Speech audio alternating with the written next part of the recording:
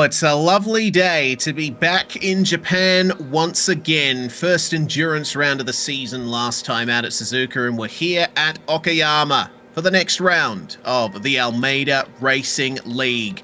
The MX-5s have brought some fantastic action over the course of the last few weeks, and we're looking to see one more week added to that action tally today. And you'll see it all live here on Pit Road Productions with myself, Reese Gardner, in the commentary box alongside Daniel Zippy Salmon, who is also producing behind the scenes. Zippy, this is a track and car combination that just about every road iRacer should know. Both cars are part of the base content, and I think there's probably more laps done around Okayama than most tracks on the service. Yeah, absolutely. Don't get me wrong. If we're going to throw a curveball in that, we'd put Suzuka because honestly, it's about the size of a postage stamp. But certainly Okayama, a very familiar circuit as well. And certainly it was the Spec Fords were there recently as well. And honestly, I had a hard time with it myself. I love the Spec Ford, but the Miata, I got to say, I've been bringing myself around to it. I've had the luxury of being able to attend a couple of the workshops here at the Almeida Academy, and indeed some of the pit parties as well. And honestly, you got to join up and be a member for this. It is absolutely phenomenal because it's one of the things of sim racing. Reece, you've been doing it longer than I have, but when you first start, often a lot of guys, they just go out, they hit the officials, that's the goal. And then it's all about, okay, level up the license. And then it's the case to get into the fast cars, and all of a sudden you plateau. Or you start joining like different leagues and stuff like that, or you start trying endurance events. Well, this is something which didn't exist really when I started coming to the RC, and I honestly wish it had. I would be a better driver, and indeed, the community is something to reach out for. But ladies and gentlemen, we're going to be here today at Okayama, and everybody have got access to a free MX-5 Mastery course, ladies and gentlemen, written by the coaching staff as well. So it's looking forward to seeing how well that is going to have an impact. We've actually got somebody here in the chat as well, on Swallow Almeida's chat as well. We are live streaming to Swallow Almeida's channel as well. I'm going to try and say your name right, Logosopher, or Logo Sofa, depends. Wishes they could have took part this season, and they said, I've gone from 1300 to 2.2k I rating and still climbing with your classes. Mostly little things to think about, but they add up. So certainly a good, straight in the chat, ladies and gentlemen, straight in the chat. But indeed, Reese, we should probably crack on here, and because obviously we've got points to go over as well. We should also give us a little bit of a shout out to Swallow Almeida as well. Reese, lead the show, sir, lead the show. Absolutely. We'll check out the season schedule first up. We're here at Okayama, of course, for the fourth round of the championship. The first three rounds being Charlotte, Summit Point, and Suzuka, where we had a single 1 hour endurance event. We're back to the usual race format for Okayama. We'll go through the format when that time comes. Virginia International Raceway is due for the next round of the championship. Willow Springs, Alton Park, and Navarra bringing out the middle phase of the season. And then we're going to round things off in June. Road Atlanta and Tsukuba at the third and second last rounds of the season. Another endurance round at Le Mans to round out the season there. And boy, what a race that will be. For this one, though, we have got 15 minutes of open qualifying. The drivers are currently in it. And then we have two 15-minute heats to start off the action. Heat 2 will have a randomized invert for the I think top 8 positions. Yes, it is the top 8 that will be inverted. And then a 20-minute feature race with the grid set by Heat 2. No fast repairs, no fixed setups, so no adjustments allowed. And there's going to be no pit stops required unless you have damage, which I think some drivers are going to be grateful for, because Okayama's pit exit is infamously difficult to nail. Yeah, definitely. It's a challenging circuit in places, and honestly, as a track that's available as soon as you join iRacing, it's an absolutely fantastic opportunity to do so as well. But we should probably do an onboard lap very shortly. But before we do that, let's take a look here at the outright Almeida Academy points. Indeed, outright, it is Daniel Kincaid on top, the only driver with more than 500 points to his name.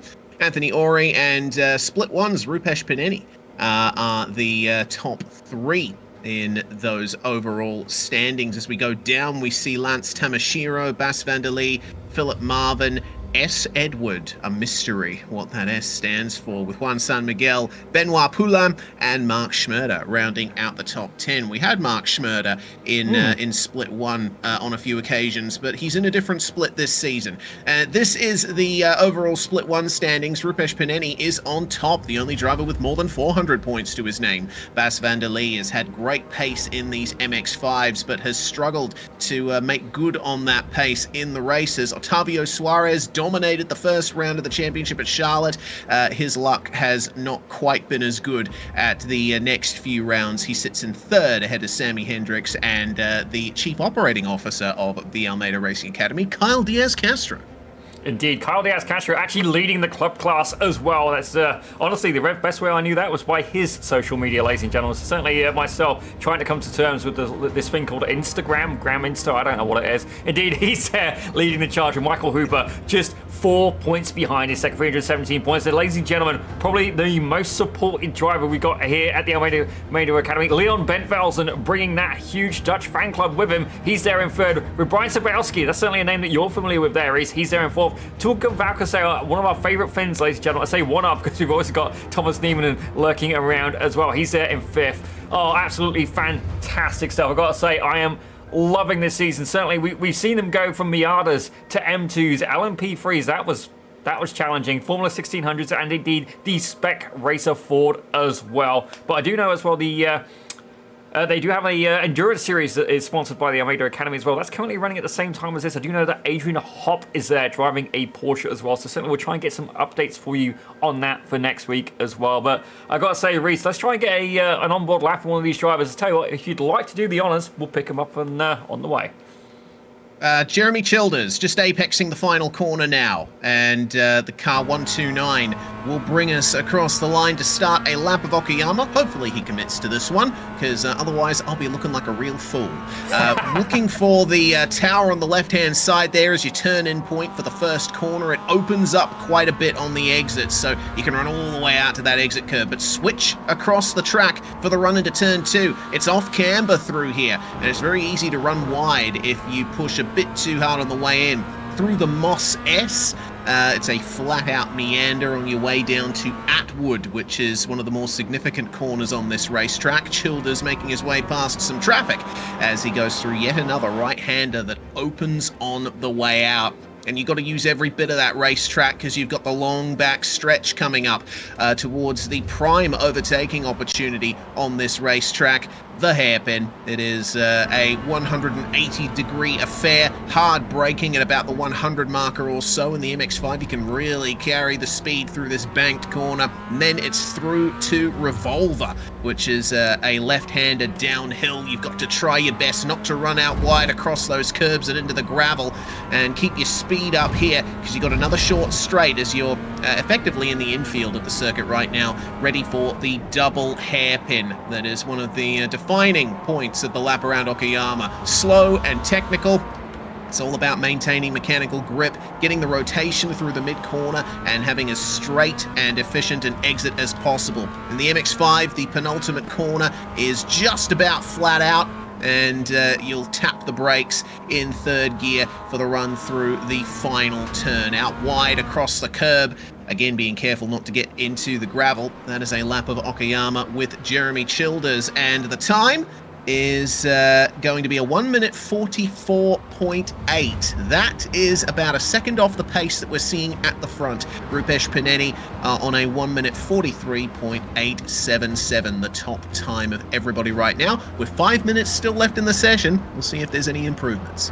Indeed, this is going to be one of the drivers to keep an eye on as well. Bas van der Lee, he's been absolutely on form this season. The Dutchman, ladies and gentlemen, is indeed currently there in third place. Michael Hooper, he's in second overall, first place in the club class as well. But Bas van der Lee, I've got to wonder, is he going to be able to make an improvement here? He's got nobody to drive from the Miata, not one of the most powerful vehicles in the iRacing service. I'd say probably, what is it, about 200 horsepower there, Reese? We'll have to look into it for sure. But certainly, it's not exactly going to blow the doors off on outright acceleration there. But indeed, he's going to be looking to try and put that thing further up through the order. We've also got Kevin Lau, who's going to be lurking. He's there on his own as well. Indeed he is, as they run across the curb out of the final corner. I'm trying to find the actual power figures for the global Mazda MX-5 Cup car.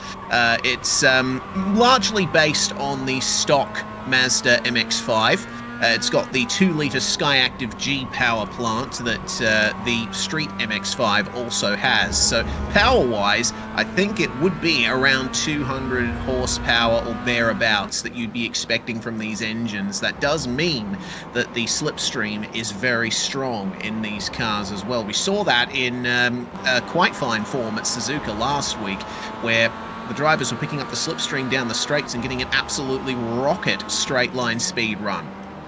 Indeed, certainly. We're going to give a shout out as well to the free MX-5 Mastery course. And the reason we're doing that, we got 420 Gaming with Girlfriend. I'm guessing it's Girlfriend. It's GF, ladies and gentlemen. It could be the Gaming with the Godfather. I don't know. But certainly, to quote them, I have been sim racing for a month and a half now, and this is the toughest track I've been on so far, and 2 seconds off pace with the XC emoji. Well, honestly, the best advice I can give you, take part, get involved in the academy. That Mastery course for the MX-5 is free. Take part, have a look at the course, and indeed find yourself getting, look, it's even on the license plate, look, albeit not of that car. That is unfortunate. Damn it, wrong car. See if we can find that one for you. Shout out to Morgan Smith for putting that license plate on the back of these MX-5s. It's always fantastic to see. And if you're on nose cam in a battle, you'll 100% be able to see it. You'll also see, as we check out the run down the straight, livery as well. We'll be having a bit to say about them later on in the broadcast, but down on the rear bumper there, free MX-5 Mastery course. Every time we go to a bumper cam, you will likely see that, and it's absolutely worth it. It's free. I mean, what more could you ask for? Indeed, if you want to complain with free, you can take an exit to the left of the channel. I'm definitely not going to entertain that as well. But certainly we go and welcome Flucia Bent-Belson to the chat as well. Certainly good to see you here as well. Indeed, we'll take a look at livery a little bit later on, and indeed the Almeida Academy as well. Keep in mind that promotion to get the gold membership at a reduced cost has now expired, ladies and gentlemen. By all means, get involved, start to get ready for next season as well. It's all very good, you know what, how I don't know what the best way of doing it was myself. I think I would want to come into the academy like mid-season at this point, early mid-season, refine my... Somebody just got that very, very wrong. Whoops-a-daisy.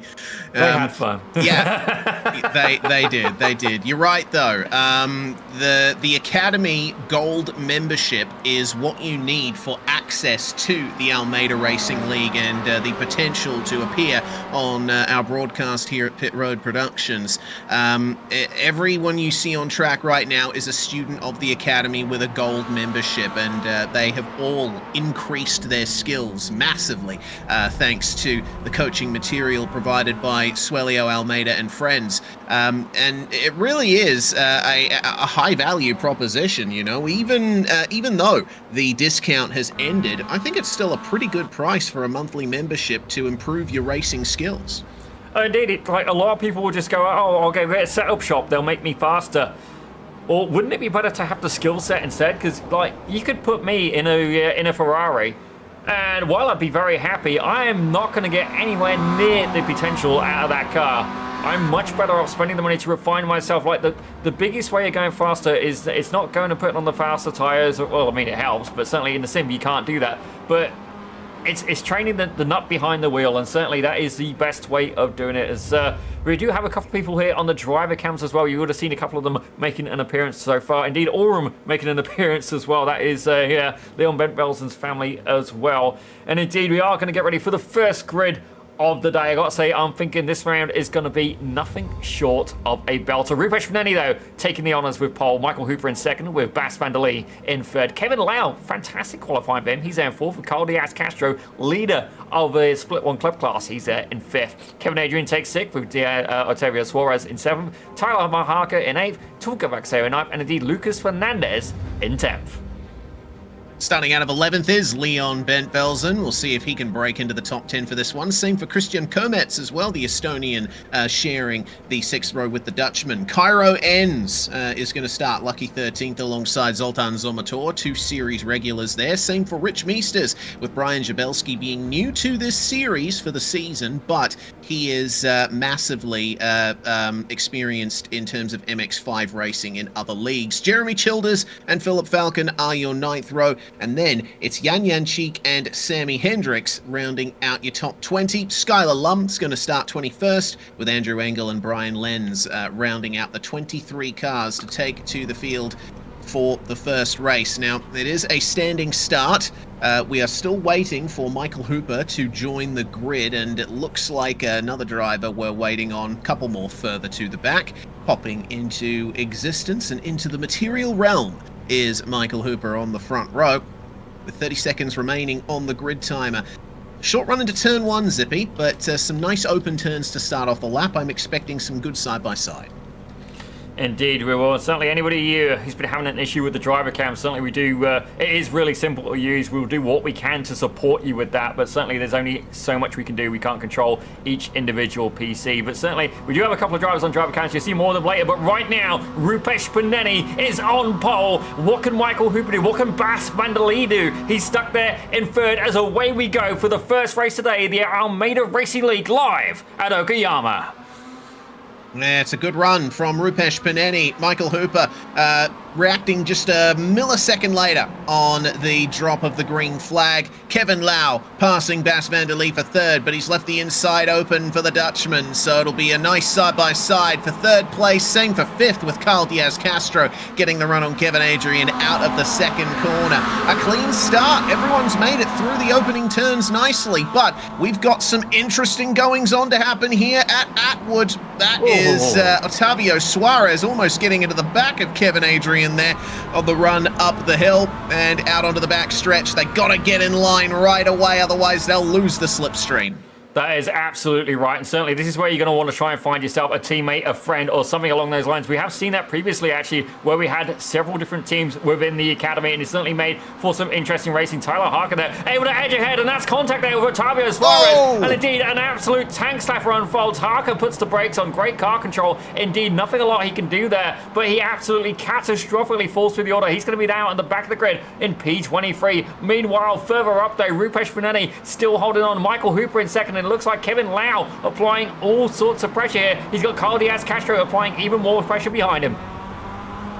Yeah, this is looking very interesting here for the front of the field. Unfortunately, Tyler Harker's worries have continued. He's towed back to pit lane. He is not happy with how that turned out for him. But we're looking at Carl Diaz-Castro for the moment as he chases down Kevin Lau. We'll see what more can be done here to find the slipstream down the start-finish straight. Lap 1 complete. By my timing, we'll have 9 laps remaining. That is quite the Dutch angle for Kyle Diaz-Castro's camera. As we find our way down to turn 1, no passes made at the front of the field, but Otavio Suarez has latched onto the back of this front pack, the top 7 breaking away. Indeed, Tuukka Varseo is leading that 2nd pack, ladies and gentlemen. Indeed, he's got one of the former champions behind him, Cairo Enns. He's missed the first couple of rounds. How is he going to take here to this new Miata? Certainly got Jake Enns, without doubt, Pit Road Productions' most loyal fan, ladies and gentlemen, as indeed he's going to be cheering for the number 17 car. What he needs to do now, he needs to work with Tuukka Varseo. He needs to try and find a way to push the Finland's finest, ladies and gentlemen, up and to the back of Otavio Suarez if they want to have a chance at ever getting a podium here at Okayama. Yeah, but the podium battle has broken away from everyone else, and it looks like there's a bit of a run happening from Hooper and van der Lee. As Paneni forced defensive. Hooper obviously thinking that Rupesh would turn in a little bit sooner for the hairpin. Now he's side by side with van der Lee through Revolver, manages to win the race down the hill, but only just. That gives Rupesh Paneni a bit of breathing room, but I think he's going to need a bit more than that to be out of slipstream range.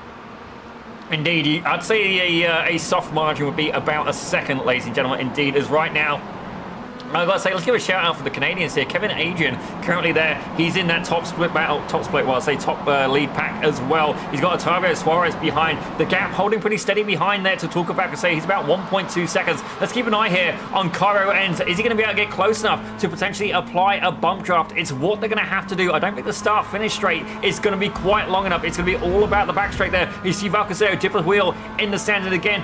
Cairo Ends, he needs to be that little bit closer if he wants to get the bump draft going. Yeah, he does. It'll have to be a mammoth run out of Atwood, because at the moment it seems like there's about 1.2 seconds between Suarez and Valkyasuo at the moment. Further towards the back of the field, Brian Lenz here, running in the last position at the moment, but he's got a fight as well. Philip Falcon, the car ahead of him. This is what I love about the Academy and the league here. No matter where you are in the field, you're probably going to have someone to race with, and these guys are proving that. Yeah, well, not only that, Reese, if these guys, they've got a whole pack of cars ahead of them. If I take a look at the timing screen, the biggest gap I can see right now is about 1.1 seconds. The temp's been dropped off of that there between Otavio Suarez and indeed Tulka Valcaseo. So realistically, there is a lot of opportunity here. You're going to have to use the draft. You're going to have to seize the moment, ladies and gentlemen. Carpe diem if you want to scale some more points here. Oh my gosh. Okayama, damn it. Yes, got there in the end. Eventually. Meanwhile, yes. Lenz is at the moment trying to find his way past Philip Falcon, but at the moment, Kevin Lau under a lot of pressure there. Carl Diaz-Castro almost putting a move on him through the double hairpin. The gap for the lead has completely vanished, and Rupesh Panini is once again under a lot of attack for the front position. It's also worth noting that the gap between Otavio Suarez and Tuca Valkyasuo is now less than a second. So looks like the second pack has been making some gains. Kevin Lau just briefly glancing in his rearview mirror there. The gold machine of Carl Diaz-Castro filling up his mirrors as it looks like Suarez is going to make a move here on Kevin Adrian. Nicely done up the inside of turn one. Indeed, Kevin Adrian, he couldn't get any closer, ladies and gentlemen. He would be pretty much tapping the man on the shoulder, indeed, as we show with the cameras there. And I am starting to find a different gap starting to emerge here. Kyle Diaz-Castro now, he's got a little bit of a gap open up between himself and Otavio Suarez just behind. And you got to wonder as well, how hard does he want to fight here with Kevin Lau? Realistically, like I said, the strategy here is to try and force away another pack. 5 cars is going to be plenty to contend with. Indeed, Kevin Lau's dropped back from Bas van der Lee as well. The lead 4 cars, ladies and gentlemen, pretty much in their own devices right now. And here we go. Oh my gosh, this could get very hairy indeed as they make their way down to the hairpin. It's going to be a high-speed game of checkers here in the Miatas. The side-by-side goes Kevin Lau and Carl Diaz-Castro. Meanwhile, Otavio Suarez able to capitalize that a little bit further behind. He's now dropped that gap down to about 0.6 of a second. Yes, they sort themselves back out into single file on the run up to the hairpins. It's interesting though. Like I was keeping an eye on Hooper, Van der Lee, and Panini, the top 3, as the defense continues there for Kevin Lau. Hooper seems to be running out of road a little bit through the hairpin at the end of the back straight. He was having a nice run on Panini, and from my past experience broadcasting races at Okayama, you can hold the outside line nicely around that hairpin if you play your cards right, but it seems like Hooper is just running out of grip on those front tires, isn't quite able to commit to that outside move. Indeed, I can see we've got Declan Marsden here in the Pit Road Production chat. Ladies and gentlemen, he is a real-world racing driver as well. We'll have to see if he wants to pop in the booth as well, but he is pointing out Sammy Hendricks last to... Panini just ran wide out of turn 1. This could get interesting. Now Hooper's on the outside of the off-camber turn 2, and I think this might be the move for the lead he was looking for. Yeah, definitely going to be an opportunity here. We take a look here. Is Hooper going to be able to make it stick? Indeed, he's ahead right now. What's Bas van der Lee going to do? Certainly that Dutchman as well. He is not one for an ambitious move. He's going to take it if he sees an opportunity. As I say that, he's going side by side here with Rupesh Panini. Are we going to see an absolute onslaught? Panini goes wide, and it's cost him. You can see there as well. He is trying to keep that car pinned to that inside line, make it as tight as possible. It is part of the workshop lessons. Are we going to see free wide there, heading to the hairpin? This could be absolute chaos. Panini made a gap, and he's going to get the lead back from it. Kevin Lau is no longer under threat from Carl Diaz-Castro, running very deep there. Now he's got the CFPM drive up of Otavio Suarez for close company, as that's really kicked it off here in this front pack. Indeed it is, and look, we got another battle happening further back, ladies and gentlemen. Let's talk about Caseo, and indeed Leo Van Velzen, another got around! Oh, goes into Cairo ends. Oh dear. Oh, yeah, that's not ideal. Cairo ends, and Tuka Valkiaswo then falling to the lower midfield, ends back in 15th now, ahead of Brian Jabelski. And that's going to be a big promotion for quite a few drivers further on back. Leon Bentvelsen, Sammy Hendricks, and Christian Kometz now round out your top 10, but it's still a top 7 breakaway. Indeed, and as pointed out here by Jake Enns, Sammy Hendricks, he's currently the hard charger in the field, and let me put it in a context. He's gained 11 positions. The next closest is Jeremy Childers with 4. I don't know what he had to drink before he got in this car, ladies and gentlemen. I'm not saying it was alcohol, definitely not, but I want some of the go-go juice in the 23, because whatever it is, that stuff works. Incredible moves through the field here by Hendricks. Yeah, whatever Sammy Hendricks is drinking, I would like some. It'd certainly improve my commentary performance in the mornings, which is when I'm usually on Pit Road Productions. In any case, it's been an excellent run from Hendricks, as you say. Started 20th. I'm frankly amazed that he's been able to pull that off. The battle is still on for the lead, though, and it's becoming a pretty familiar position for Rupesh Paneni to be in, defensive at the end of the back stretch. It seems like Michael Hooper's going to have to try something different or hope for a mistake like happened about a lap ago at turn 1. Well, there is another strategy to keep in mind as well, Reese. This is a less fun one, but certainly Hooper, he's actually competing in the club class as well. Right now, his nearest competition is Carl Diaz-Castro, who, despite that incident, he's only lost 1 position so far, but he's in P6 overall. So it's going to be a 4-place advantage here to Hooper. This could see him move to the top of the Split 1 Club Championship. Yeah, actually, good point. We do have to think about those points.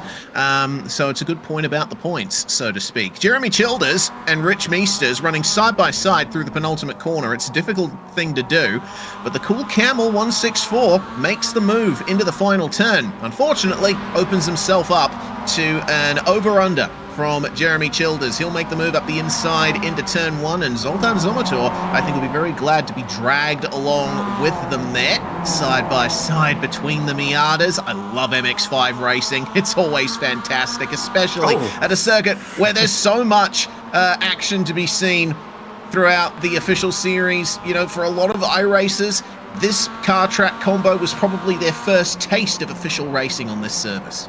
Yeah, it was definitely mine. 100% it was definitely mine indeed. First race win I ever got was in the Miata, and I think it might have actually been at this track. I have to double check that.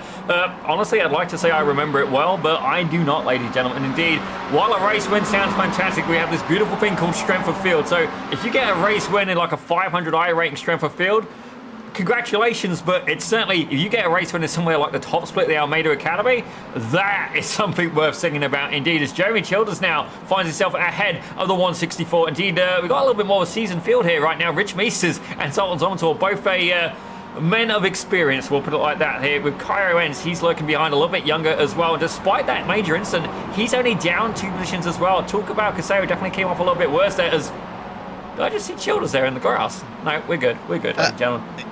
We are not good for the lead, though. It's side by side again between Rupesh Paneni and Michael Hooper, and this time Hooper tried to move up the inside of the left-hand hairpin. Paneni's going to take the lead back in the final corners, but Hooper is far from done with this. And Kevin Lau, Otavio Suarez, and Carl Diaz-Castro, they're all waiting in the wings to become a part of this lead battle. 2 laps to go with 2.5 minutes remaining on the clock. Hooper's getting racier and racier with every single lap. Gets up the inside of turn 1. Paneni sees him coming and leaves him room, and that means that he will have the inside line for the second corner. But Hooper with a bit more of an aggressive entry. Can he commit to this and do it again coming into Atwood? Yeah, Bas van der Lee is going to be our camera car for this one. Certainly these two guys have been duking it out for pretty much the entire race, ladies and gentlemen. The Bear Poke machine of Michael Hooper. Currently, he's ahead, almost contact here. That is one of the things I do love about the Miatas as well. You can trade a little bit of paint, and certainly a 0x is nothing but good fun. But are we going to see Bas van der Lee? He's sizing it up. He's getting the draft. The 177 ahead. Is he going to choose an ally, ladies and gentlemen? He is. He's giving Michael Hooper a little bit of a nudge. Is he going to force him ahead here of Rupesh Fernandez? This is all going to get very, very hairy as they make their way down to the hairpin. Oh my gosh. Oh, 2 by 2. They're Noah's arcing it outside the top 2. And Otavio Suarez moving up to 3rd. He took advantage of all of that. An incredible move by the CFPM driver. And God knows he would know how to do it. CFPM, quite a well-established, largely Brazilian-based team, and they are very competitive in the Miatas. How the hell did he move? How on earth did he do that? I know, right? I'm going to try and find a replay for that in a few short minutes. Reese, keep the commentary going. Absolutely. I would love to see that move again. Well, now Hooper has found his way ahead of Paneni. There was a bit of contact at the hairpin, and it looks like Otavio Suarez has started to build up that momentum as well. This is the onboard here from Suarez. He was on the outside, 3 wide on the way in, contact with Lau on the way through. Then the contact happened between Van der Lee and Rupesh Paneni, and just like that, Otavio Suarez was through. And on live pictures, he's making the move on Paneni for 2nd. I think Otavio Suarez is trying to run out the win here, but Paneni's going to make it difficult for him. Rear end swings around. Otavio Suarez stays on the track, but there's 3 wide contact next to him. Bas van der Lee, Christian Comets, and Kevin Lau all going off. My goodness, my lungs do not have the capacity for this. Breathe, Reese, breathe. Indeed, that's going to be something that a couple of these drivers are going to be having to try and do. Michael Hooper has managed to emerge out on top. He's got a 1.6 second gap here over Rupesh Fernandez. Indeed, he's going to get out to bring some checker flag. Otavio Suarez has got look at Sammy Hendricks, though, up an incredible 15 spots. Carl Diaz Castro has managed to keep it clean as well. This is an absolute carnage. Further back, though, Tyro wins. He's getting a little bit of help here from, I believe, is Brian Sabowski. The door's shut in front of him by Zoltan Zobator. Oh my gosh, Reese, this is too much. I should have watched Goodwood before we go live, as indeed another couple of corners. Michael Hooper is set to cash in here on the points. Rupesh Fernandez, he's 1.5 seconds back. It's too late, ladies and gentlemen. He is not going to be able to make it stick. Rupesh is currently out of the running for a race lead, but again, a 2nd place finish would be fantastic. Meanwhile, though, Hooper is running away with it. Yes, took advantage, made the clean move on Paneni and left it to everyone else to make contact with each other, and he is going to be rewarded. He managed to get max points at Suzuka, finishing 3rd on the road behind the 2 coaches, it looks like he's going to be getting those max points once again. A club class driver is going to take overall victory on the road here in race 1 at Okayama. Michael Hooper managing to grab the win on the final lap, no less. Rupesh Paneni and Otavio Suarez 2nd and 3rd, and looks like Suarez is done with it pretty quickly. He may have been a little unhappy with how some of that turned out for him, but man, what a great run from Hooper, from Diaz Castro, and from Hendricks as well, who ultimately crosses the line in 5th. Yeah, I've got to say, that was an incredible move there by Sammy Hendricks. And well, just more than one, ladies and gentlemen, to be able to move up that kind of volume is. And not only that, Jeremy Childers made it up 10 positions as well. So a couple of people there really able to capitalize on that. Bas van der Lee, I think, struggled the most. But Reese, by all means, confirm that grid invert, as I have a few here, a feeling a few of these drivers are going to be able to capitalize on that race. Yeah, top 8 grid invert, which means it's going to be Rich Meesters on pole for race 2. That's going to be an interesting one, but we should go through the results of the first race first. Michael Hooper, Rupesh Paneni, and Otavio Suarez, your top 3 there, with Hooper winning the club class. Diaz Castro and Hendricks are your top 5. Then it's Lucas Fernandez, Jeremy Childers, and Rich Meesters who round out your top 8. Flip that top 8, and you've got the top 8 for race number 2. Zoltan Zomator and Cairo Enns rounding out your top 10. Then it was Jabelski, Valkyaswo, Yanchik, Lum, Andrew Engel, Philip Falcon, Bas van der Lee, and Brian Lenz, last finishes on the lead lap. Kevin Lau and Kevin Adrian were both involved in that mess at turn 2. They're classified a lap down. Same for Christian Comets. Leon Bentvelsen had a disconnection and unfortunately classified 2 laps down, with Tyler Harker our sole retirement, and he is not returning for the second race. Just 10 seconds remaining on the grid timer. so we'll only have time to go through the top 8. It's Meesters and Childers, your front row, Fernandez and Hendricks, your second row, then it's Diaz, Castro, Suarez, Panini, and Hooper. Green flag is about to drop, and we're going to see who gets the run into turn 1. This is going to be super fun. Race 1 was fantastic. Race 2 is the same length, but the top 8 is backwards. Let's see what we can do here. Rich Meesters gets a good start, but it's a slightly better start from Jeremy Childers, and he's going to go for it into turn 1, or is he? Looks like he's going to let Meesters have that one. It is a 15-minute race, so there's plenty of time to get it done. But our top 2, that's really wide for Meesters. Didn't quite get the turn in for turn 2, and, well, he slithers wide and will allow Sammy Hendricks and Lucas Fernandez a go, but Fernandez almost sent around there, and he is going to somehow get it rolling. Attaboy. Nice recovery from Lucas Fernandez. Fantastic job. But Rupesh Paneni, that was the red car that we just saw in the last few seconds of that frame. Paneni's down to 21st. Something's gone very wrong for him. Indeed, we'll take a look at that on the replay very, very shortly. Meanwhile, though, Rich Meesters, he's got Kyle Diaz Castro right behind. Otavio Suarez there, really throwing the weight around. He's got Michael Hooper next to him. Indeed, I have a feeling these two guys are not on the best of terms. I have a feeling I just see somebody somersault in there. Oh, dear. Yep, something's going on. Oh, my word. Looks like Yan Chik and Tuka Valkyasuo have both gone off there on the way out of Revolver. Yanchik gets the car rolling, and he'll be able to at least see the checkered flag from here, I'm sure. We'll see what happened from his perspective. Oh, yeah, Yanchik had no part to play in all of that. Completely blameless. Just 3 wide and contact from the other 2 cars, all going wrong for Yan. Yeah, that definitely wasn't on Yan. You can see there, that looks like that might have been Sammy Hendricks who came over, thought there was a bit of space, and yeah, definitely a little bit of a misjudgment in there, but certainly when you're running in a pack this close, these things can happen. Somebody's here picked up a yellow flag. Brian Zabowski, I guess, has got a little bit too ambitious. He's managed to clear that. That's quite the move there. I think that was indeed Sammy Hendricks getting caught up in something as well. But let's take a look here through Skylar Lum now. We've not seen too much of him so far, but indeed, he's having a good battle here with Kevin Lau, who's up 12 positions. Damn it, Kevin. Excellent job, Kevin Lau, taking advantage of the chaos on the first lap, and now trying his best to work his way further into the top 10 on the back of Skylar Lum. There's not going to be any moves into Atwood, though. Going to have to wait for the slipstream to kick in down the straight. Hooper and Zomator not too far ahead of them. But the runaway leader of this race turning out to be Jeremy Childers. 0.7 of a second ahead of Rich Meesters and Kyle Diaz Castro, who are bump drafting down the front straight. Here's Bas Vanderlee, who's going to be having a front row seat to the move as Kevin Lau gets up the inside of Skylar Lum. Room is left, and Kevin Lau slips through on the exit of the hairpin. Nicely done. Indeed, so far we've seen Bas Vanderlee's got incredible pace, but realistically he's been a camera car, not really been able to get in any battles for himself. Meanwhile, though, there is all sorts of action happening. I think that's Zoltan Zomator now going side by side. He's got his fellow countryman Michael Hooper right there with him as well. And I've got to say, Jeremy Childers, like you said, he is starting to break away. This could be an absolute phenomenal result here, but it's still a long way to go. We've got 12 minutes left of this race.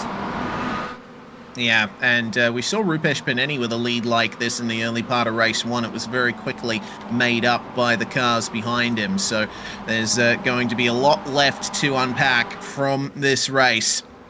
Childers across the line now, 0.9 of a second the gap. And it looks like Meesters, Diaz Castro, and Suarez will have to start working together a bit harder in order to make up that gap. It's been a pretty consistent run of results tonight, as Diaz Castro is suffering a few issues with his webcam orientation there. We are seeing his wheel work as he goes alongside Rich Meesters. And the outside move into Atwood will be made by both him and Otavio Suarez. But will Suarez be as successful? Out into the gravel there for Kyle Diaz Castro. He is immediately going to lose both of those positions, but maybe he might be able to latch onto the slipstream of Suarez. Indeed, he's going to want to do that. And look at this. Look, Zoltan Zomator leading a hell of a conga line right behind him. Indeed, he's got that inside cornered off. He knows exactly which piece of track he wants. Kevin Lau's trying to work out exactly where he's going behind him. Michael Hooper just pretty much in the neutral position as well. Bas van der Lee in that pack. Skylar Lum, Kevin Adrian as well. Actually, Kevin Adrian here going side by side here with Lum. Brian Spowski just behind him as well. I've got to say, these Miatas are delivering absolutely incredible battles. Leon Benvelsen, though, he's back, ladies and gentlemen, currently holding the fastest lap for 1:43.94.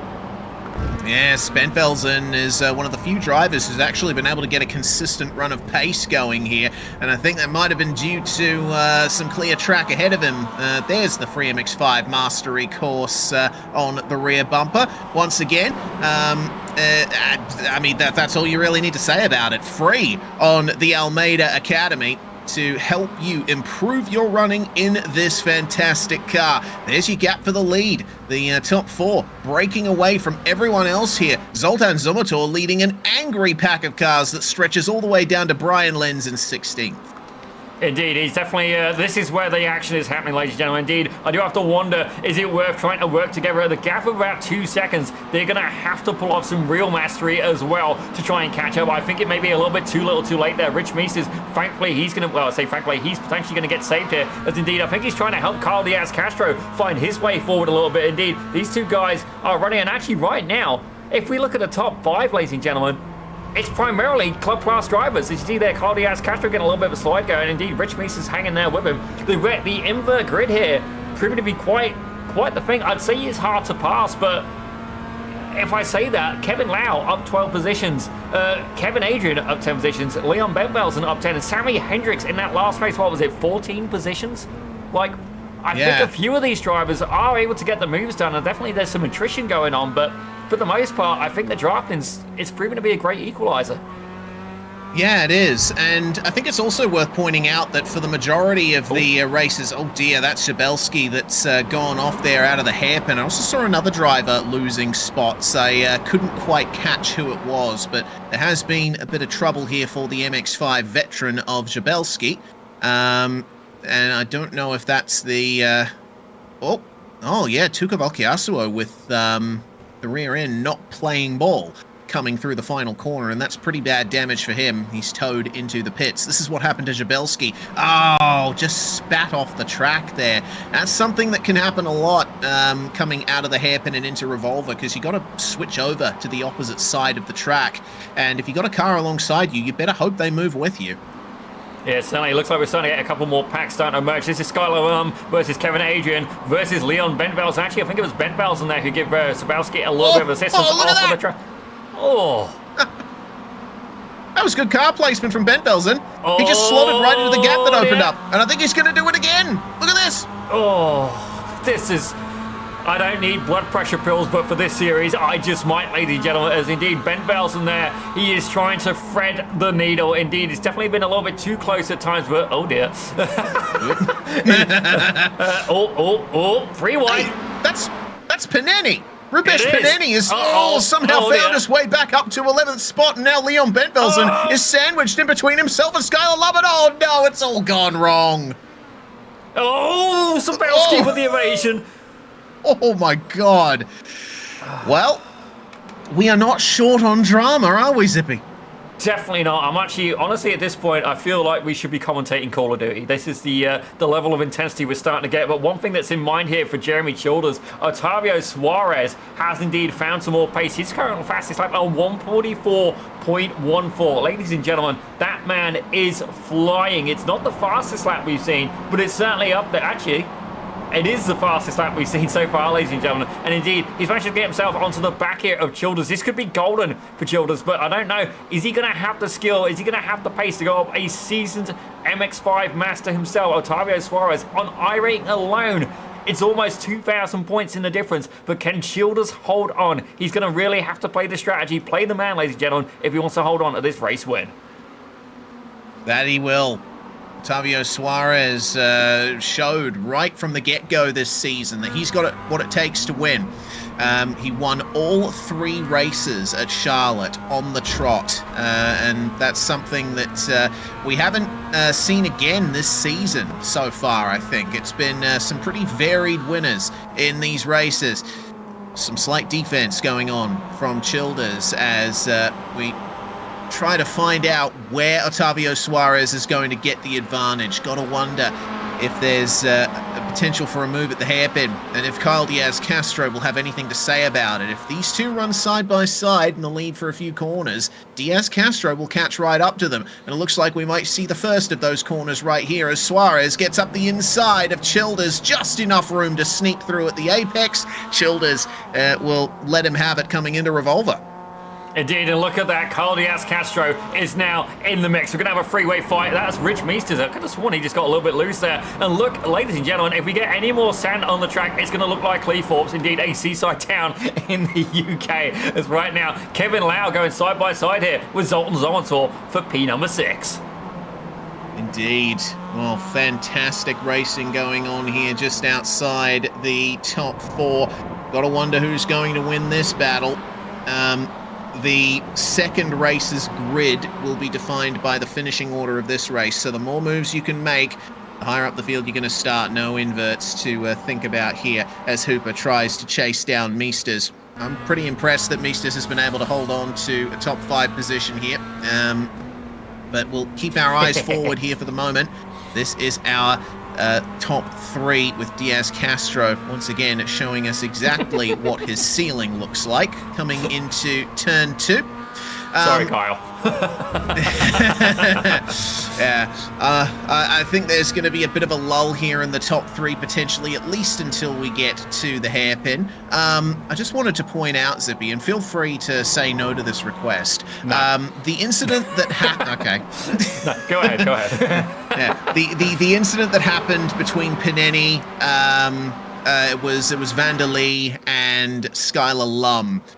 I would like to see Brian Lenz's on board of that one, if you can somehow get it together, because I think it was a perfect demonstration of what to do when an incident happens in front of you.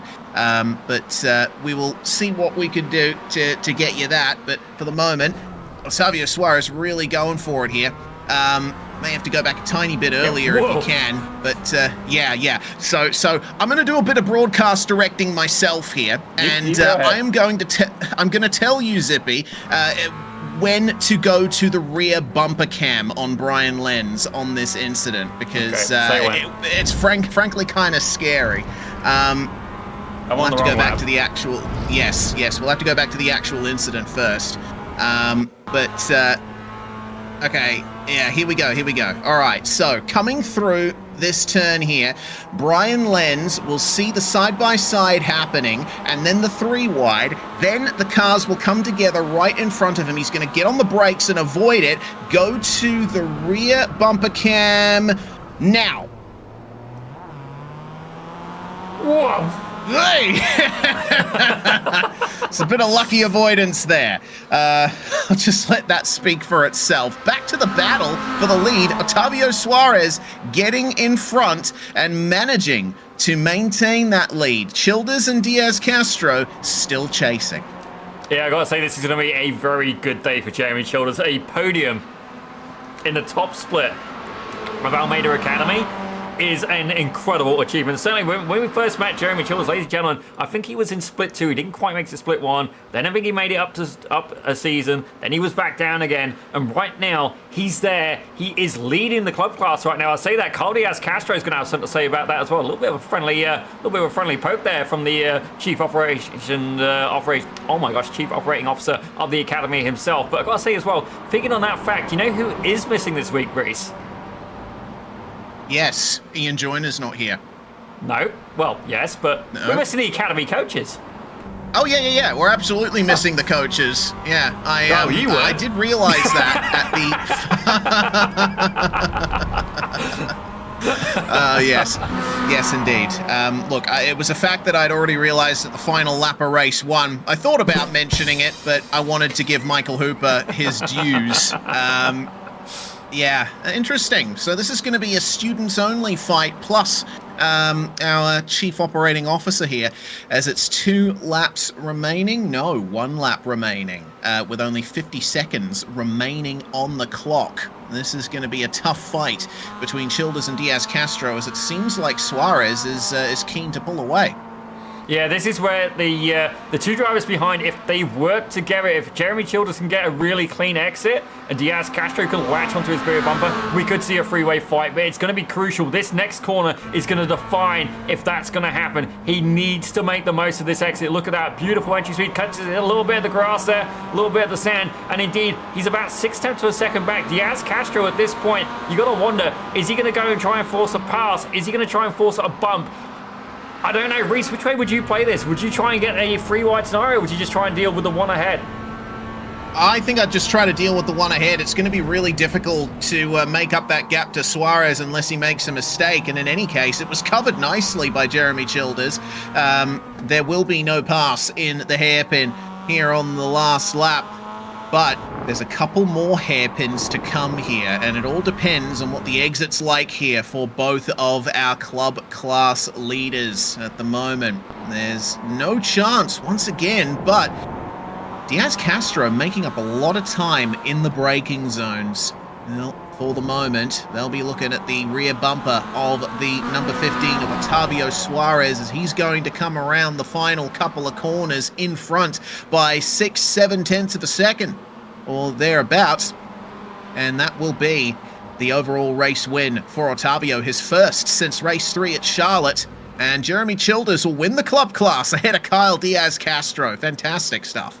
Oh, I really hope we get a chance to speak to him between the races, because he is going to be absolutely over the moon with that. Meanwhile, Kevin Lau had a fantastic battle. Let's see if we can head a little bit further back here. Brian Lenz, I got to say, I'm heading back, ladies and gentlemen, and I'm not getting much for battles because they're so close together. Rupesh Beneni there, definitely a couple of war wounds on the front of that car. Oh, boink, money shift.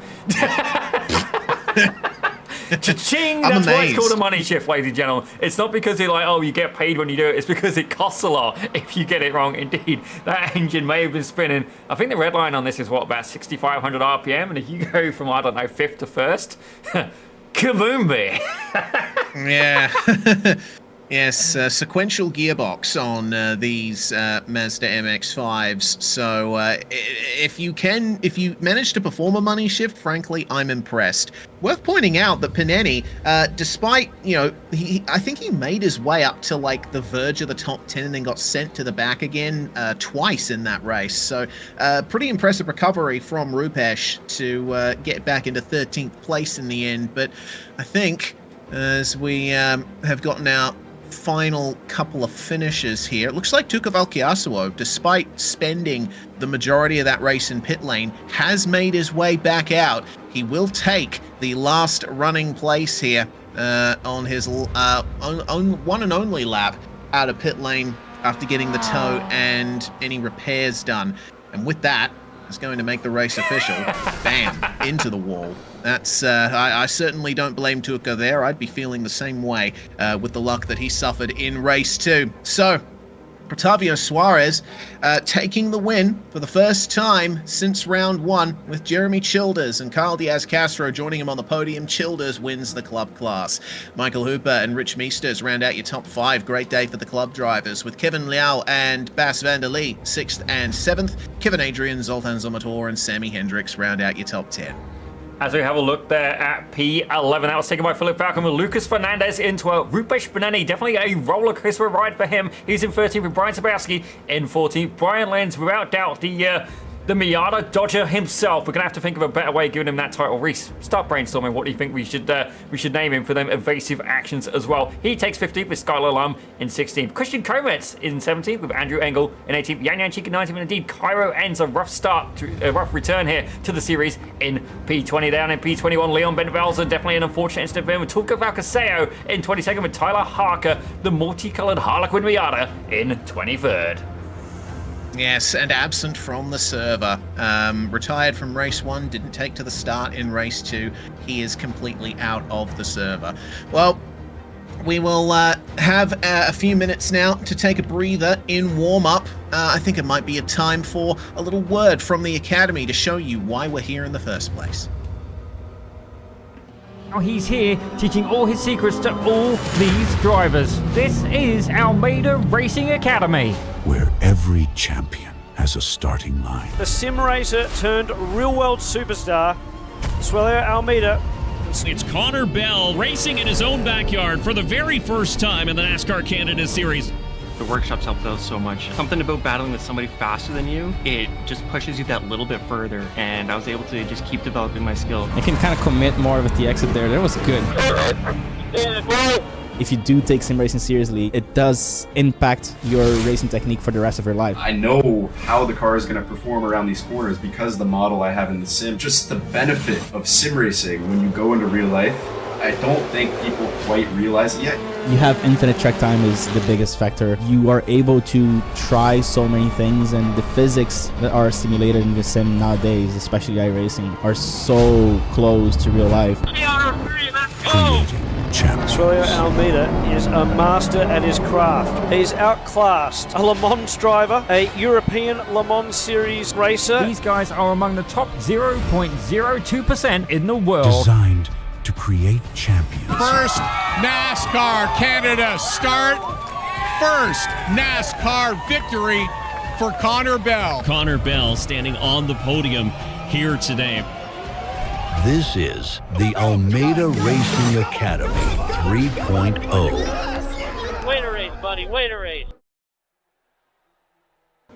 You're watching Pit Road Productions and Swelio Almeida's channel here with the Almeida Racing League, round 4 of the championship here at Okayama. And in race 2, well, it's been a while coming, but Jeremy Childers standing on the top step of the podium in the club class, finishing second behind Otavio Suarez. But you started on the front row, Jeremy, thanks to the grid invert, and you made it work despite pressure from many behind you. How does it feel?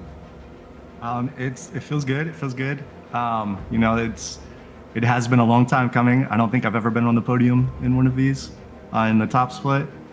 It kind of worked out, you know, just in my favor a little bit. Otavio is damn fast. I saw him coming. I was just trying to minimize my mistakes, and then I got a little pressure from, I believe that was Kyle behind me. Got a little bit of pressure from him, but you know, I just a lot more comfortable following Otavio than I was out in front. Well, you're going to be starting second once again for the third and final race. 20 minutes in length, a little bit longer than the 2 previous races we've had. I suppose your plan will be to try and stay up the front no matter what. Yes, that is the plan. Fantastic stuff, Jeremy. Thank you very much for joining us. Congratulations on getting the club class victory there. Thank you. Shout out to Connor. I've been having some coaching lessons with him. Also, hi, Benjamin Brooklyn. Thank you. Jeremy Childers there, and yeah, he's right. The coaching, the one-on-one coaching sessions that you can get through the Almeida Racing Academy, quite a massive resource for you to take advantage of, especially with your gold membership. We're going to be jumping on into the final race of the day here. If you're just joining us, I'm Reese Gardner, Daniel Zippy Salmon alongside me. You are ready for 20 minutes of fantastic racing, or at least I hope you are, because from what we've seen so far today, Zippy, oh, it's going to be massive. Oh, it's been an absolute belter. This is exactly what we love doing here on Pit Road Productions. This kind of racing, this kind of action is nothing short of, you know, it doesn't feel like work. It really doesn't. But before we get too excited, Reese, let's get through the grid. Otavio Suarez starts on pole position with Jeremy Childers alongside. Kyle Diaz-Castro and Michael Hooper are your second row, with Rich Meesters and Kevin Lau rounding out the top 6. Bas van der Lee in 7th with Kevin Adrian alongside. Zoltan Zomator and Sammy Hendricks round out your top 10. Take a look here at P11. It's going to be Philip Falcon with Lucas Fernandez in 12th. In 13th, Rupesh Manani with Brian Sabowski alongside in 14th. Brian Lenz takes 15th with Skylar Lum alongside in 16th. Christian Komets, the Estonian driver. Not seeing much of him today, but he's there in 17th with Andrew Engel in 18th. Yan Yanchik in 19th. Cairo Enns, he's going to be looking for a big recovery there. He's in P20 with Leon Benvelzen in 21st. Talk about Coseo in 22nd. And indeed, Tyler Harker retired from the server, but would be 23rd. And just in time for that, we have only a second remaining on the grid timer. Ooh. Revs rise, and it's going to be the 4-cylinder Symphony descending over Okayama in the Japanese mountains.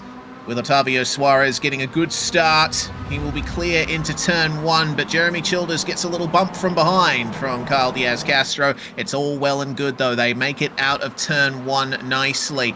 Rupesh Paneni is trying his best to make moves. He's already up 2 places as Meesters and Van der Lee get past Lau and Adrian respectively. That's Andrew Engel, I think, potentially going down the order a bit as Yan Yan Cheek and Cairo Enns take advantage to move up into 17th and 18th, and it's almost 3 wide in some places on your way down to Atwood. Let's see who manages to survive the hairpin. Indeed, I was just trying to see. I thought Sammy Hendricks may have taken a start from the pits, ladies and gentlemen, but indeed he has not taken the grid here for the final race. He may have missed it, but certainly definitely a little bit disappointing here, as right now we've already got a freeway fight. It's the same protagonist, ladies and gentlemen. Indeed, Otavio Suarez is going to find not just 1, not just 2, but indeed a whole field of cars, as that was contact. And oh my gosh, Bas van der Lee there has got caught up in something.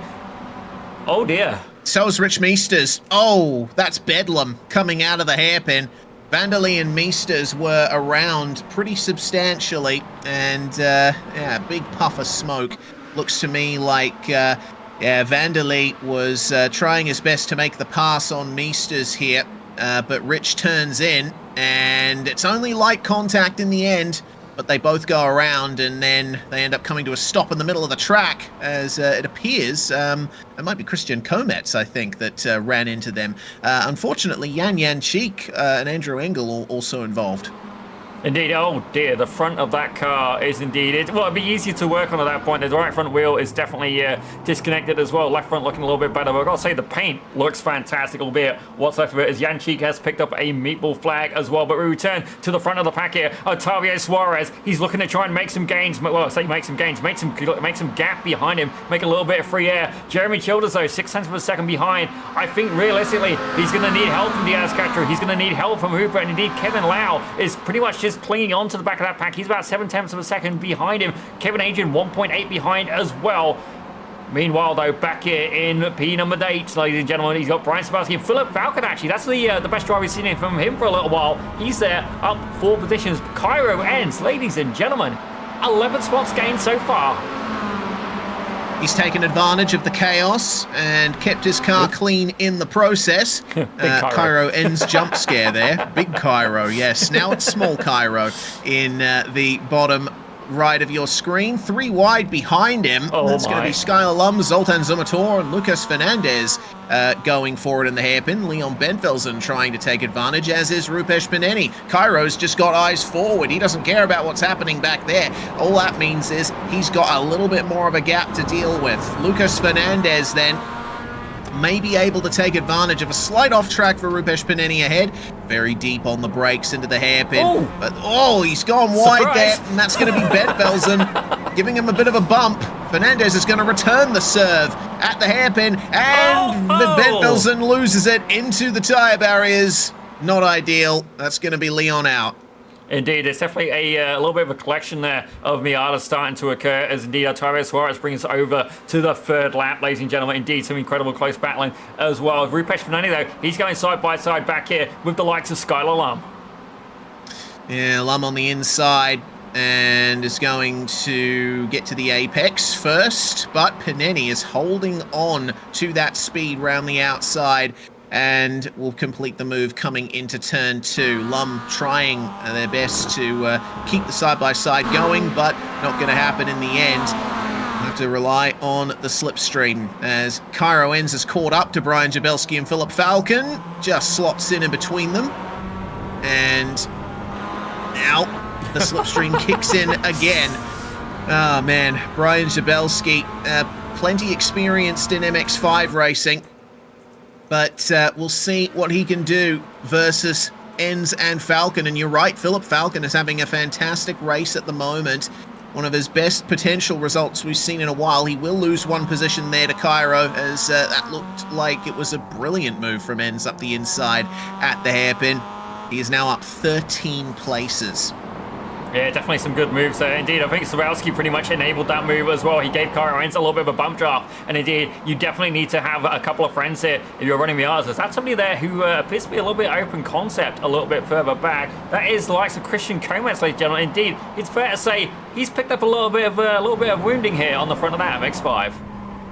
Yeah, that damage is from the big incident we saw at the hairpin a couple of laps ago. So, yeah, Christian, despite his fantastic runs earlier on in the season and qualifying 12th for the first race, unable to really get the result that he'd expect from that. He is going to soldier on regardless with that damaged car. Back to Brian Lenz, who is avoiding action on display in race 2. He might have to employ it a bit more here in race 3. Big oversteer moment coming into the first turn as he's up behind Skylar Lum, but Falcon, Pineni and Zomator ahead are looking to fight over 9th.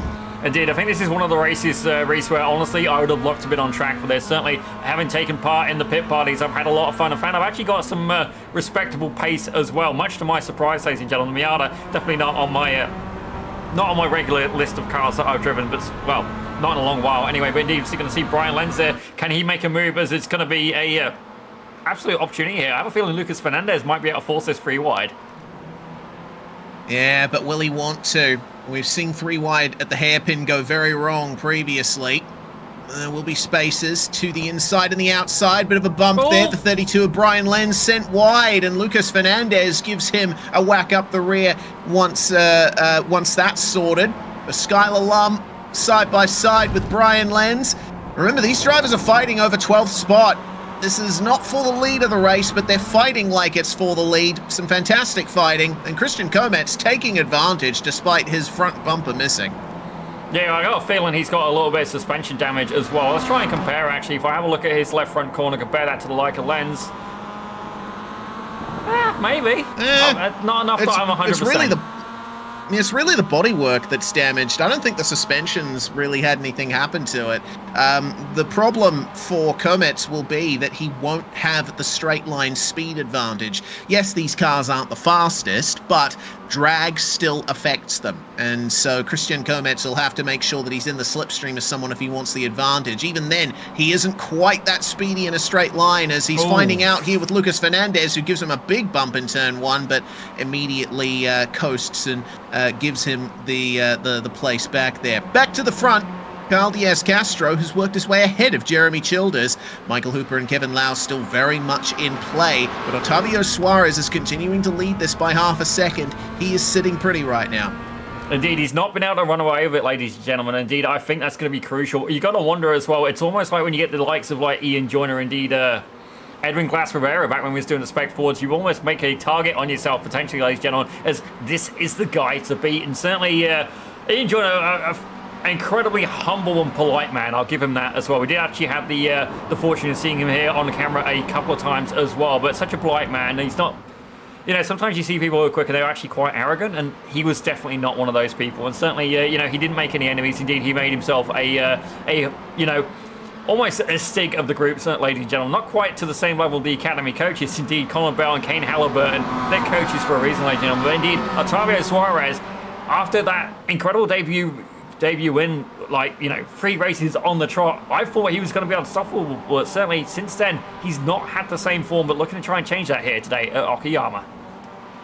Yeah, Suarez was very clear with us in his post-race interview that he was particularly good at Charlotte, so he didn't know if he could keep the pace up at other tracks. And so far, that has proven to be true, but these last 2 races at Okayama have really fallen his way. A driver that has had the opposite fortunes is unfortunately Rupesh Pineni, whose connection has dropped. Pineni had made his way up to 9th at the time. That's going to be a real big blow for Rupesh, who, remember, was leading the Split 1 standings coming into this round. Indeed, certainly as well.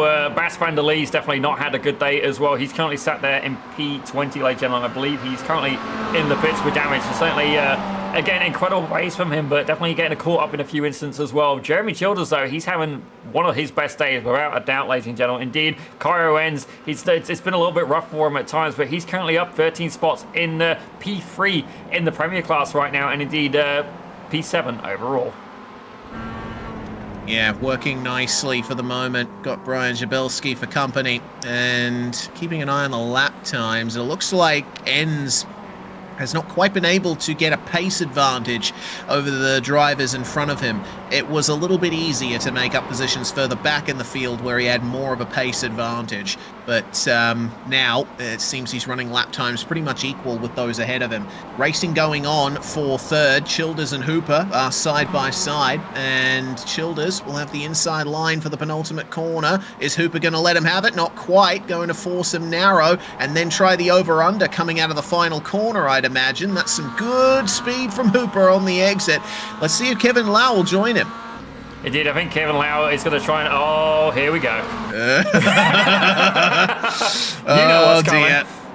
Oh, wow. Well, Kevin Lau very conclusively pulls out of the move there, and now he's going to be our camera car for the side-by-side that's going to continue. Childers and Hooper. Contact, and Hooper gets sent wide. Childers is going to lift off there, I think, to give the position back. An honourable man. But for the moment, it would appear that Kevin Lau has been unable to take advantage of all of that. And onto the back stretch once more. The battle will continue. Lau is going to latch onto the back of Michael Hooper, or at least try to here, as Childers is all alone on the left side of the track. And there you go. Here is a demonstration of that draft at work, ladies and gentlemen, as indeed now he's getting a little bit of assistance here. Kevin Lau giving him a bit of a bump, tries to go down in the middle of the door. It's firmly shut. These two drivers shutting that door pretty firmly, as if... well, I guess as if somebody's just got divorced, and indeed, it's my house, get out, ladies and gentlemen. That's the kind of vibe I got out of that. It's not yours, you're not having it, and indeed, you're never going to have it again. It's certainly Kevin Lau being shown that he cannot make... Oh, dear! Whoa, no! Childers is around. That looked like contact there with Lau on the way through the left-hander as Hooper was making an impressive run around the outside, and Childers is not able to get rolling again. Yeah, that was a big tap from Lau on the apex there, but to be fair to Kevin, Jeremy Childers was slow at the apex because he had Hooper to his outside. I don't know if we'd call that a racing incident or not, but that's not really our place to decide as commentators, so we'll leave it at that.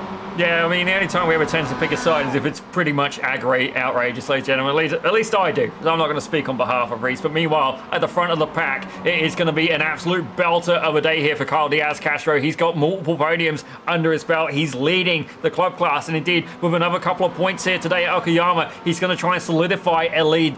It just goes to show that, ladies and gentlemen, despite the fact he is, the chief operating, the chief operating officer, and indeed the owner of NoPixit as well. Certainly, if you need a website doing, check those guys out. They're going to be making the Pit Road Productions website in the next, I don't know how many months, ladies and gentlemen.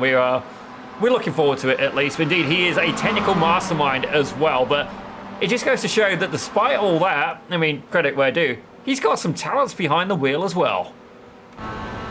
That he has, and he's going to bump draft with Otavio Suarez down the straight, try and make a move up the inside. Suarez trying to get to the apex, but he has a gold car in his way, which is now in the lead. Kyle Diaz-Castro could be up for maximum overall points in race number 3 here, and continue trading those blows with Michael Hooper for the club class lead. And as things stand, looks to me like Diaz-Castro will be finishing on the podium twice tonight. Michael Hooper only finishing on the podium once, and that was his win in race 1. So I have no idea how the club standings are going to look coming out of this round.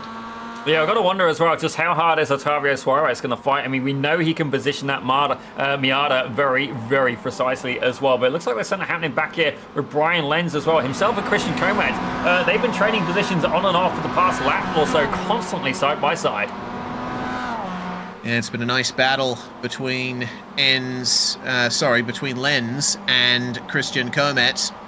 And I'm frankly impressed that Cometz has been able to drag that car still 5 positions up from where he started. Granted, quite a few of those positions had to do with incidents for other drivers who are now sitting in the pits with basically a junkyard forming. But Christian has somehow been able to extract the pace and consistency out of his damaged car and is still able to fight with Lenz for, if there's a mistake ahead of them, potentially a top 10.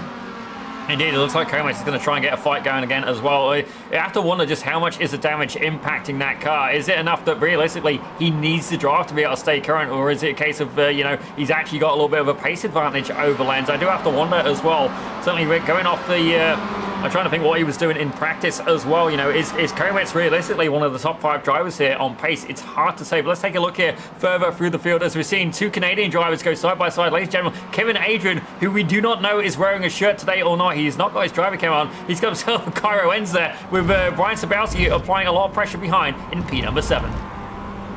Yes, the mystery of Kevin Adrian's attire will have to wait for another week as Jabelski takes advantage of a poor run from Enns there. That's a slowdown, yeah. And he's gone beyond those track limits. Let's see if he can end up serving it. Yes, he will clear it coming into the hairpin, so there's still plenty of opportunity now for Cairo to get that back. It's 3 laps to go at the front of the field, and Otavio Suarez and Carl Diaz-Castro are throwing everything they can at each other. Suarez was squeezing Castro a bit down the front straight, and the side-by-side's going to continue into turn 1.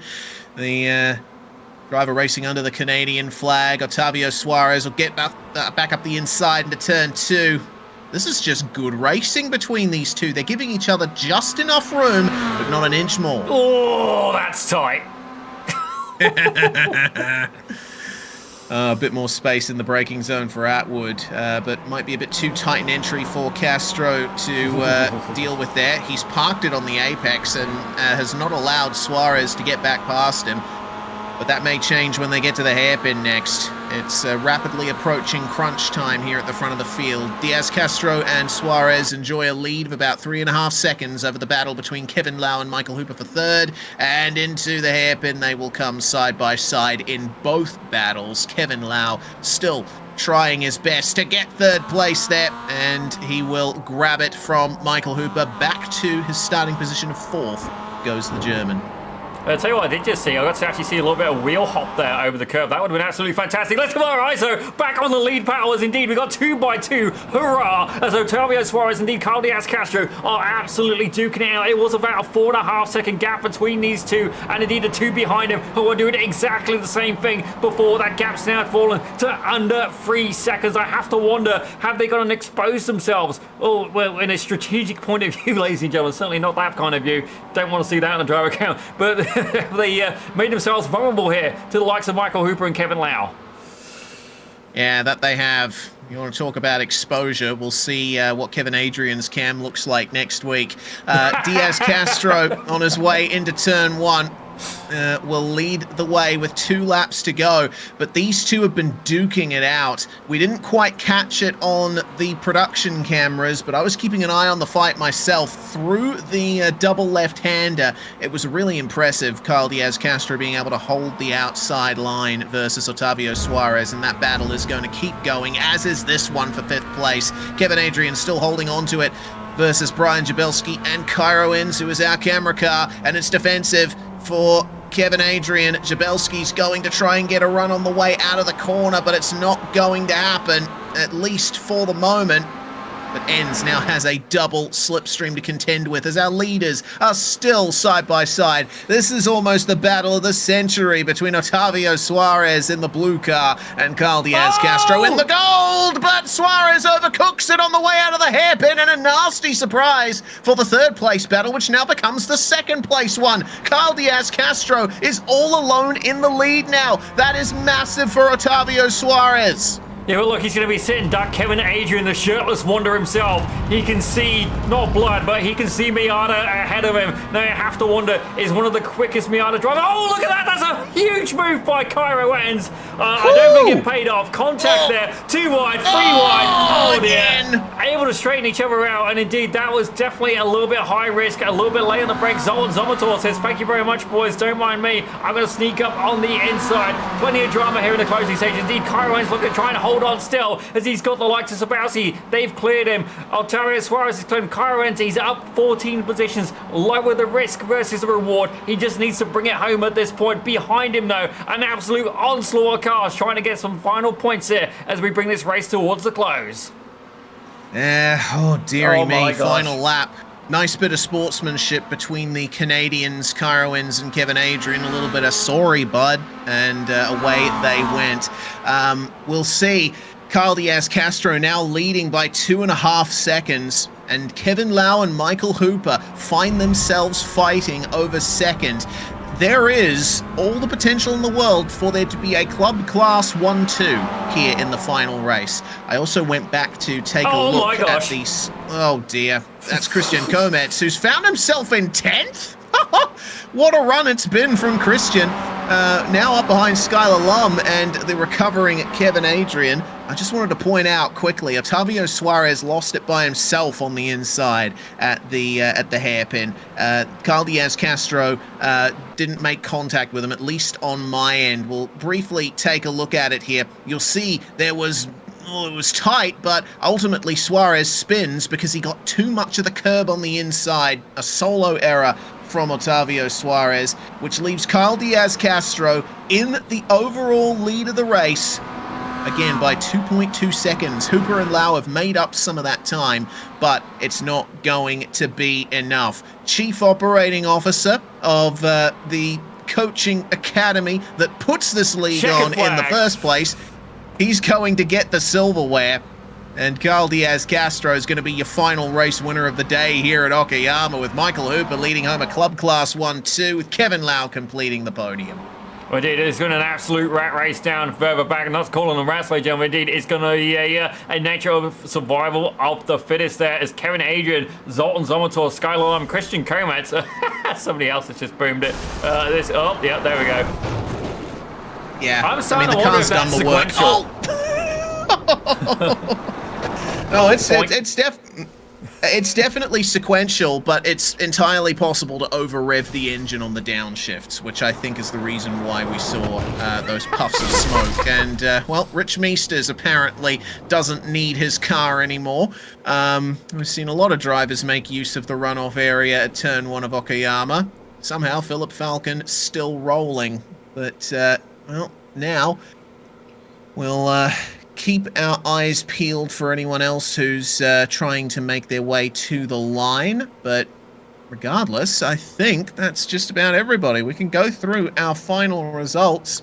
I think Michael Hooper in particular is going to be very happy with his performances today. A win, a fourth, and a second. And it's a fourth, a third, and a first for Kyle Diaz-Castro, who wins the final race of the day.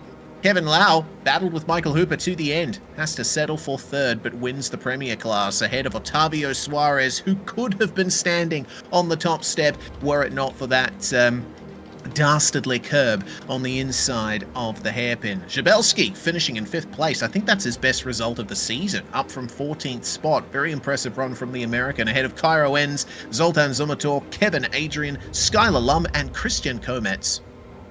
Indeed, having a look there at P11, Brian Lenz is going to take that with Philip Falcon in P12. Lucas Fernandez takes 13th with Andrew Engel in 14th, and Jeremy Childers, not quite the result he was looking for in that one, takes 15th. Rich Meesters takes 16th with Rubesh Fernandez in 17th. Leon Bentbels, and definitely an unfortunate day for him, he takes 18th with Tulka Vakaseo in 19th, and indeed, Bas van der Lee, definitely somebody who we saw incredible pace from, having to settle for P20. And in 21st place, last car in the server, Yan Cheek, 12 laps from the end. The same incident that took Van der Lee out was the one that took out Yan Cheek in the end. So quite a few drivers at the back of the field who we would have expected to be finishing higher up the order did not have the nights they wanted. Well, it's night for me. It's the middle of the day in the American continents. And speaking of, looks like we have our race winner with his auto-join soundboard active, it seems. Kyle Diaz-Castro joins us. A good night, a good day for you, Kyle. It's been a fantastic set of races here. Hard battling for the lead with Otavio in race 3. Oh, yeah, that was really fun. Can you hear me, by the way? I'm using my headset mic, so I don't know how good the quality is. We got you loud and clear. Awesome. Well, yeah, that was, I wasn't expecting a win, to be honest. That was definitely hard fought. I wasn't expecting Octavio to spin himself out at the end, too. Oh, you're... Right there, right there, attaboy. What, you're like looking at my corner up there or something? Yeah, we got a good view of your ceiling. Oh, dearie me. Well, now he's just flexing. Now he's just flexing, look. Sorry, carry on. Okayama, a circuit that pretty much all of the drivers in the academy should be familiar with. This track and this car are part of iRacing's base content, so I think the drivers really came into this with an understanding of what to expect. Do you think the same? Oh, definitely. Everyone knew how to defend. It was extremely hard to overtake anybody. But when the opening is there, you have to take it. There's no ifs, ands, or buts about it. Yeah, absolutely. And you came into this round as the Club Class Championship leader, and I think you may have kept it there. A win apiece for yourself and Michael Hooper. It looks like it's going to be an intense battle for the Club Class title between you two, at least in these early stages. The featured race actually is worth more points, so I might actually keep my lead, so I don't know. Well, if you do indeed do that, I think overall, your results might be slightly better than Michael's. So it'll be interesting to see that carry on into the remaining rounds of the season. Definitely.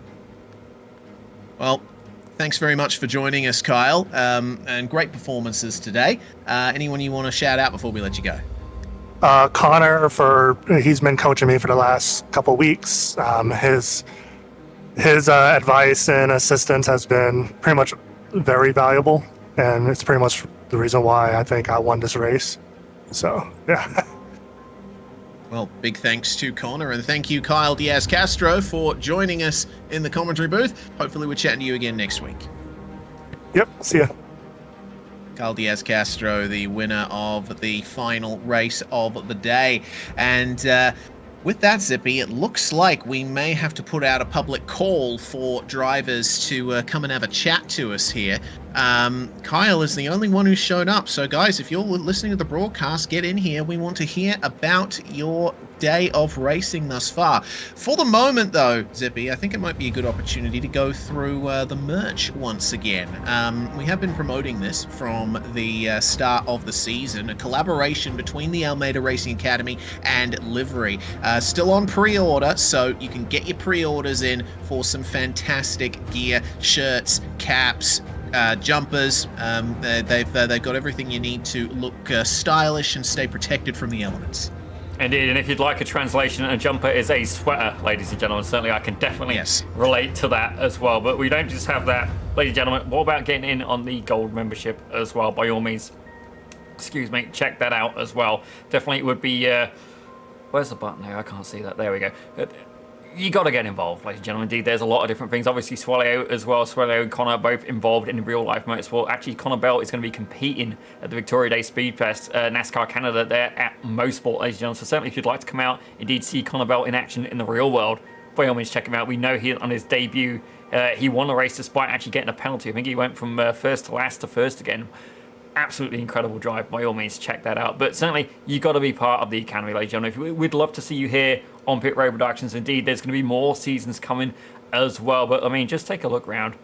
All sorts of courses, ladies and gentlemen. Indeed, all sorts of courses. You got to get in. You got to... Like, the best way you can go faster is indeed to train the driver, ladies and gentlemen. Indeed, we'd love to see you here as well.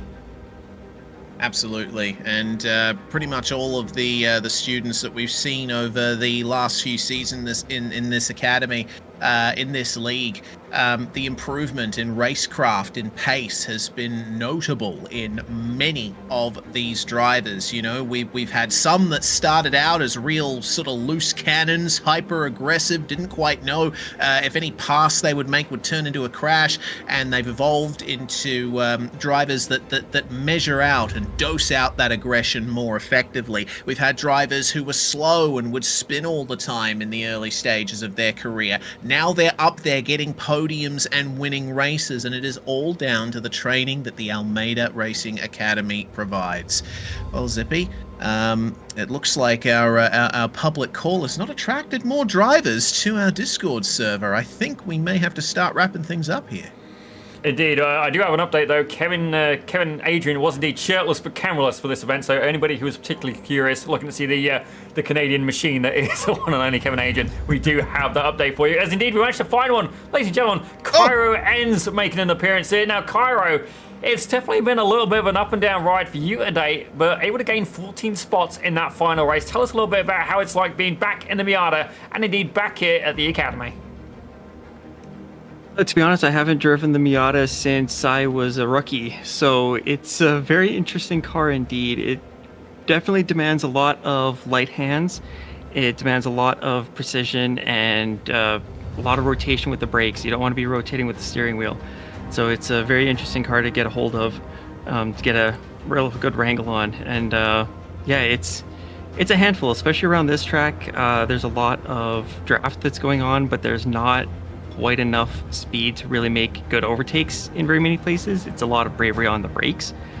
And yeah, I've been having a very difficult time making overtakes over here all week. I was really happy to be able to make the few overtakes that I could. And yeah, it was a little unfortunate getting a little late into the second race there. I actually had to make a quick run to the washroom, and apparently I was too late to get into the grid. But it was a very good final race, so I'm very happy with that.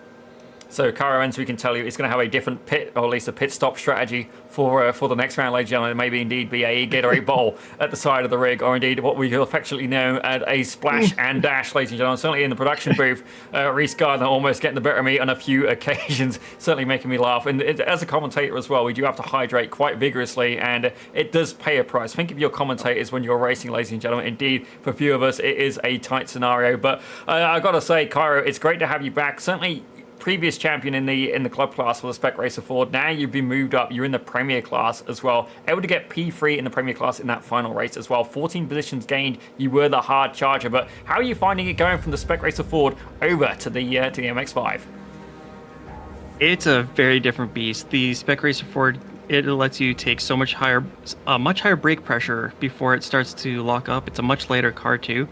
With this car, it seems like you hit ABS with just the slightest breath of brake, and you sneeze once and you've got too much ABS and you're understeering into the wall.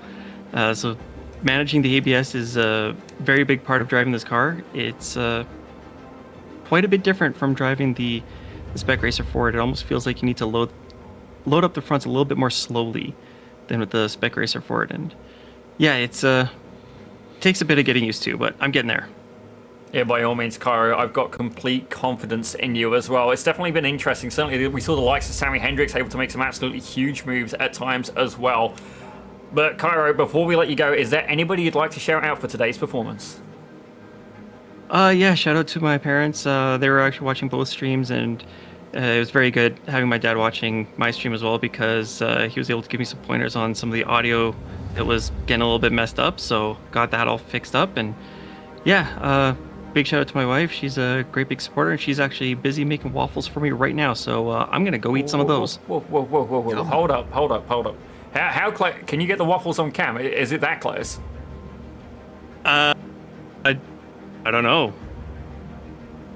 All right, we're going to leave Cairo into his own devices for a minute. I want to see the waffles. Enjoy your waffles. Oh, hang on. We'll give him a chance to run back and show us the waffles. Yeah. Run, Cairo. All right. Run. I want to see these waffles. Okay. This is going to be random. Random fact. If you didn't know at home, 1 year I was doing a commentary broadcast, and it wasn't on pit road, but it was like a little bit of a more casual, more laid back, and I had a bet with a guy. I'm trying to remember the guy's name, but I had a bet with the guy, and he bet me that I couldn't make Yorkshire puddings by the end of the show. He bet $100 US for the charity I was trying to raise some money for Cancer Research Institute, which is I did it 4 years in a row, ladies and gentlemen. I raised money for Cancer Research Institute, indeed, revolving around the Daytona 24, and he bet me $100 I couldn't make him by the end of the broadcast. Well, ladies and gentlemen, this man got paid. I cannot cook to save my life, and despite that, I made it happen. The confusion from my parents as I sprinted upstairs to an oven, Googled a recipe, and indeed went for it, was nothing short. And honestly, they weren't bad. They were actually really, really good. But certainly we're going to keep here an eye on Cairo. I'm going to see, I can see his camera he's back. Let's see it. I am back. Let's see. Have you got the waffles? Unfortunately, the waffles are still batter at the moment, so it's going to take a bit before they're presentable. Right. Grid place penalty. No waffles. Take a pic of the waffles. We'll put them up on the broadcast next week. How about that? Sounds good. Sounds good. Adjust the paint. We want to see you, the Waffle King or something, or indeed put Waffle House or something on the side of your car. We'll have a bit of fun with that. But Reese, we probably should bring this to a close. Let's head over to cameras for the final bit. Indeed, what an absolute belter of an event. You know, it's one of those things. We want to speak to more of you drivers as well. Sometimes it's fascinating. We'll have a room full of 12, 15 people who want to come in and talk to us today. Nobody. So Cairo, I'm going to pin this one on you. By all means, go and get that Discord there, paste it in the Almeida chat, and by all means, give people a hint to come on over. But we're heading over to VIR for the next round race. I have a feeling, I'm not sure which layout it's going to be, but certainly VIR, it's on the Princess approved track list. I am 100% looking forward to that. I got a feeling it's going to be an absolute belter, especially if they have to go through the roller coaster up on their way through to Oak Tree. Well, yeah, absolutely. VIR, once again, part of the free content on iRacing. It has been for quite a few seasons now, and so it should be a track that all the drivers are well familiar with, but it is a lot more treacherous than Okayama is. Lots of high-speed, flowing corners that you can run side by side through if you have the cojones to do so. I'm really looking forward to it. But yeah, it's going to be a fantastic race next week, and we hope that you're all there to see it. Indeed, certainly, ladies and gentlemen, it has been an absolute pleasure, and indeed, I look forward to this every Saturday. If anything, I almost crawl in a little bit of a hole here when we haven't got the Academy on a Saturday morning, afternoon, or indeed evening, wherever you may be. But ladies and gentlemen, my name is Daniel Zippy Salmon, and joining me in the production booth today, the one and only Mr. Reese, the Southport Racer Gardener. A huge thank you to everybody for taking part, certainly the people behind the scenes who make this happen as well, and indeed a huge thank you to all of our students and everybody watching at home. Please hit that like, hit that subscribe button, and by all means, if you're thinking about spending a little bit of money outside of the rig, take a look at some of that merch, ladies and gentlemen. Indeed, we'd love to see you start repping some of the Almeida Academy's finest, ladies and gentlemen. Indeed, we're going to have to get some as well for ourselves. Certainly looking forward to it, indeed. There you go. Emblem T, ladies and gentlemen. Emblem T. But it's been an absolute belter. We'll see you next week at VAR. Thank you very much for watching here on Pit Road Productions, and indeed on Swello Almeida's channel as well. Now he's here teaching all his secrets to all these drivers. This is Almeida Racing Academy, where every champion has a starting line. The sim racer turned real world superstar, Swello Almeida. It's Connor Bell racing in his own backyard for the very first time in the NASCAR Canada Series. The workshops helped out so much. Something about battling with somebody faster than you, it just pushes you that little bit further, and I was able to just keep developing my skill. I can kind of commit more with the exit there. That was good.